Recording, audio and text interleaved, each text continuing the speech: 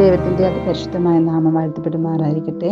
ഇന്നത്തെ ചിന്തയ്ക്ക് തന്നിരിക്കുന്ന ചിന്താവിഷയം ക്രിസ്തുവിന്റെ ആധികാരികത, ദി അതോറിറ്റി ഓഫ് ക്രൈസ്റ്റ്. അതിനാധാരമായി തന്നിരിക്കുന്ന വേദഭാഗം വിശുദ്ധ മർക്കോസ് എഴുതിയ സുവിശേഷം 1-ാം അധ്യായം 21 മുതൽ 28 വരെയുള്ള വചനങ്ങളാണ്.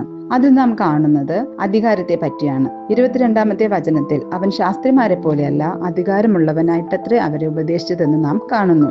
ദൈവത്തിന് ഒത്തിരി അധികാരങ്ങളുള്ളതായിട്ട് നാം ബൈബിൾ വായിക്കുമ്പോൾ നമുക്ക് അറിയാൻ കഴിയുന്നു. അശുദ്ധാത്മാക്കളോടും അധികാരത്തോടെ കൽപ്പിക്കുന്ന യേശു ക്രിസ്തുവിനെ നമുക്ക് ഈ ഭാഗം വായിക്കുമ്പോൾ കാണാൻ കഴിയുന്നു. യേശുവിനെ പലതരത്തിലുള്ള അധികാരങ്ങൾ ഉണ്ടായിരുന്നതായി നമുക്ക് ബൈബിളിൽ കാണാൻ സാധിക്കും. പാപങ്ങൾ മോചിക്കാൻ, രോഗങ്ങളിൽ നിന്ന് മോചിപ്പിക്കാൻ, സൗഖ്യം നൽകുവാൻ, അതുപോലെ തന്നെ പ്രപഞ്ച സൃഷ്ടികളിലും അധികാരമുള്ളവനാണ് നമ്മുടെ യേശു. യേശുവും 12 ശിഷ്യന്മാരുമായി കടലിൽ യാത്ര ചെയ്യുമ്പോൾ കാറ്റിനെയും കടലിനെയും അധികാരത്തോടെ ശാസിക്കുന്നത് നാം കാണുന്നു. പിതാവായ ദൈവമാണ് ഈ അധികാരം യേശുവിന് നൽകിയത്. അതുപോലെ യേശു 12 ശിഷ്യന്മാരെ തെരഞ്ഞെടുക്കുന്നു. അവർക്ക് രോഗങ്ങളെ സൗഖ്യമാക്കുന്നതിനും പാപങ്ങളെ മോചിപ്പിക്കുന്നതിനുമുള്ള അധികാരം നൽകുന്നു.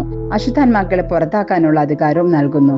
യേശുവിന് ഈ അധികാരം നൽകിയത് പിതാവായ ദൈവമാണ്. അതുപോലെ നമുക്കും യേശുവിന്റെ അധികാരത്തിന് കീഴിൽ താഴ്മയോടും വിനയത്തോടും കീഴ്പ്പെട്ടിരിക്കാൻ ഈ നോമ്പുകാലം ദൈവം നമ്മെ ഏവരെയും തന്റെ പരിശുദ്ധാത്മാവിനാൽ സഹായിക്കുമാറാകട്ടെ.